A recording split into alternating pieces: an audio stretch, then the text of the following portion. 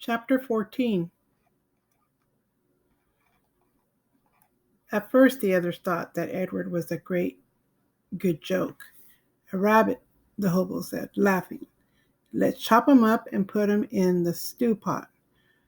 Or when Bull sat with Edward carefully balanced on his knee, one of them would call out, Got yourself a little dolly, Bull?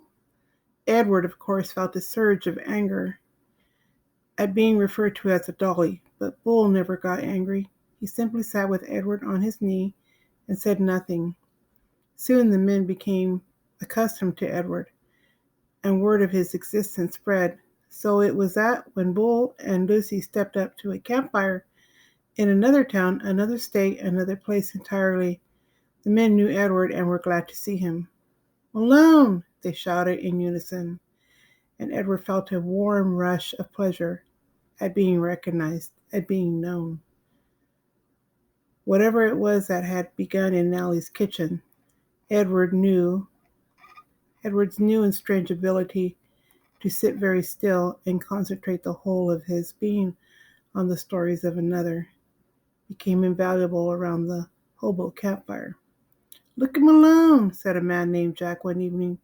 He's listening to every dang word. Certainly, said Bull. Of course he is. Later that night, Jack came and sat next to Bull and asked if he could borrow the rabbit. Bull handed Edward over, and Jack sat with Edward upon his knee. He whispered in Edward's ear, Helen, Jack said, and Jack Jr. and Taffy. She's a baby. Those are my kids' names. They are all in North Carolina. You ever been to North Carolina? It's a pretty state. That's where they are, Helen, Jack, Jr., Taffy. You remember their names, okay, Malone? After this, wherever Bull and Lucy and Edward went, some tramp would take Edward aside and whisper the names of his children in Edward's ear.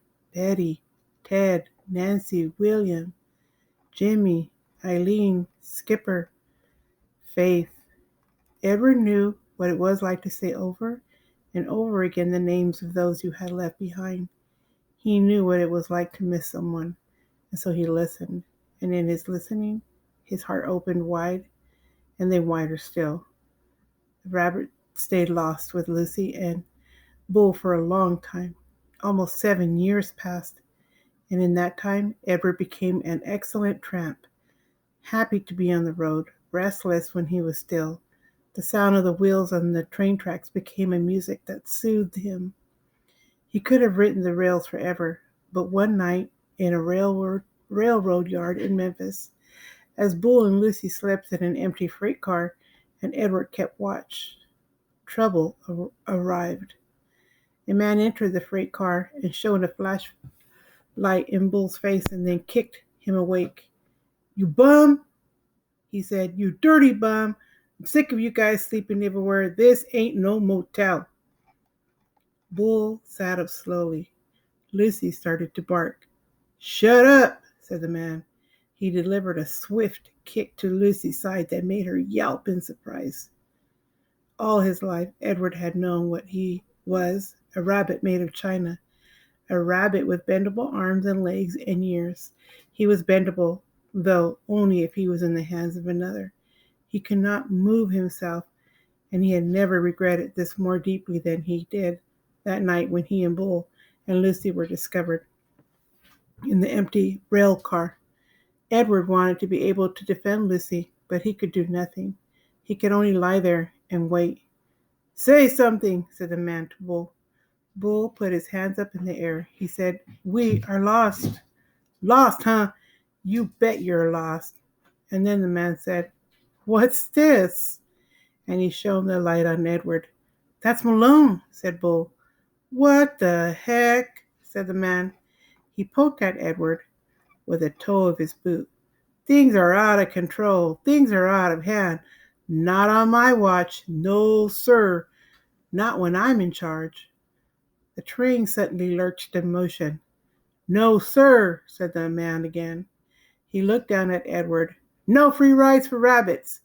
He turned and flung open the door of the rail car, and then he turned back and with one swift kick, He sent Edward sailing out into the darkness. The rabbit flew through the late spring air. From far behind, he heard Lucy's anguished howl. Edward landed with the most alarming thump, and then he tumbled and tumbled and tumbled down a long, dirty hill.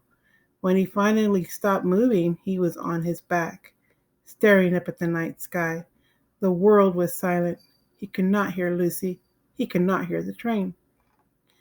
Edward looked up at the stars, and he started to say the name of the constellations, but then he stopped.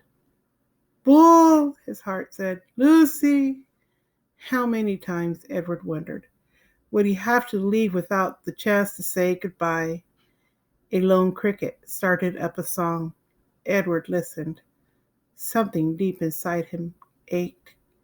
He wished that he could cry.